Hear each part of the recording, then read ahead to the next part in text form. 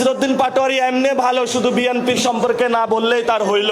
সেটা হলো আওয়ামী লীগের যে দোসর ছিল জাতীয় পার্টি, সেটা রংপুর থেকে ওয়াশ আউট হয়ে গিয়েছে এবং তারা বিরোধী দল হিসাবে সংসদে অ্যাক্ট করলো। তারা ছিল গৃহপালিত বিরোধী দল। রংপুরবাসী তাদেরকে লাল কার্ড দেখিয়েছে। জাতীয় পার্টি বহুত কথা বলতো, বাংলাদেশের কোথাও জায়গা না পাইলে নাকি তাদের রংপুরে জায়গা হবে। রংপুরবাসী তাদের সঠিক বিচার করেছে এবং জায়গা ঠিক করেছে যে ফেসিবাদী কোনো শক্তির সাথে তারা আপোষ করবে না ইনশাআল্লাহ। প্রিয় রংপুরবাসী, আমরা বাংলাদেশের খুব সংকটের মুহূর্তে যাচ্ছি। আগামীকাল সংসদ অধিবেশন শুরু হচ্ছে। আগামীকাল বাংলাদেশে সিদ্ধান্ত হবে বাংলাদেশ কি গণতন্ত্রের পক্ষে যাবে নাকি স্বৈরতন্ত্রের পক্ষে যাবে। যদি আগামীকাল বাংলাদেশ স্বৈরতন্ত্রের পক্ষে যায়, আমাদেরকে আরেকটি বিপ্লবের প্রস্তুতি রাখতে হবে ইনশাআল্লাহ। আমরা অনেক ভুল করেছি, আমরা অনেকের প্রতি দয়া দেখিয়েছি, অনেকের প্রতি মায়া দেখিয়েছি, অনেকের প্রতি সহনশীল আচরণ করেছি, ভদ্র ব্যবহার করেছি, সভ্য সমাজের সূচনা করেছি। কিন্তু আমাদের যে দুর্বলতাকে আপনারা নিয়ে বাংলাদেশ আওয়ামী লীগের পুনর্বাসন, চুপ্পুর যে ভাষণ সংসদে বাজানোর প্রচেষ্টা করছেন, আওয়ামী লীগের অফিস খোলার চেষ্টা করছেন, এই সকল পায়তারা যদি চালনা আপনারা রাখেন, তাহলে আপনাদের বিরুদ্ধে আমাদের যুদ্ধ অবতীর্ণ হতে হবে ইনশাআল্লাহ। গতবারে আমরা একটা ভুল করেছিলাম। আন্দোলনে অনেকে স্টেক নিয়ে বাংলাদেশের জনগণের উপরে চাঁদাবাজির মহাসাম্রাজ্য চালিয়েছিল, সন্ত্রাস চালিয়েছিল, দুর্নীতি চালিয়েছিল।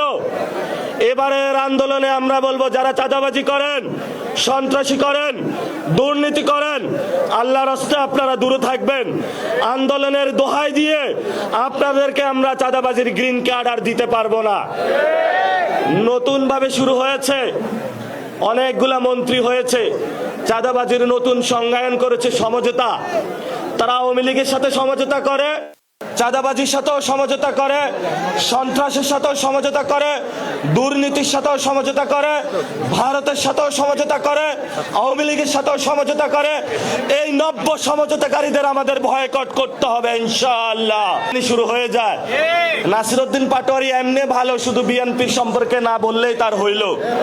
আরে ভাই, আমি বিএনপি নিয়ে বলতে চাই না, আমি চাঁদাবাজদের নিয়ে বলতে চাই, সন্ত্রাস নিয়ে বলতে চাই, দুর্নীতি নিয়ে বলতে চাই। এই জন্য দ্রুত এগুলা বন্ধ করেন। যদি বন্ধ করতে না পারেন, তাহলে সবারই কিন্তু চাদর ধরে আমরা টান দিব। যেখানে লেখা আছে চাঁদাবাজ, সন্ত্রাস, দুর্নীতি, সেখানে আমাদের শক্ত লড়াই হবে। আপনারা ঘরের দেওয়ালে, মার্কেটে, বিভিন্ন জায়গায় লিখে রাখবেন, চাঁদাবাজদের বয়কট করুন। এখানে চাঁদাবাজের প্রবেশাধিকার নিষিদ্ধ, সামাজিকভাবে তাদেরকে বয়কট করতে হবে। মসজিদের মিম্বার থেকে খুতবা দিতে হবে, ক্লাস থেকে টিচার ঘোষণা করতে হবে। তোমরা যারা চাঁদাবাজ আছো, স্টুডেন্ট যারা রয়েছেন, বলতে হবে, বাবা যদি তুমি চাঁদাবাজি করো, তোমার ইনকাম আমার দরকার নাই, তুমি এই ঘরে আর আসবা না। বউ তার জামাইকে বলতে হবে, তুমি যদি চাঁদাবাজি করো, তোমার সংসারে আমার খাওয়ার দরকার নাই, দরকার হয় আমি রাস্তার পাশে দোকান দিয়ে খাবো, তবুও চাঁদাবাজদের টাকা আমরা ধরবো না, ধরবো না।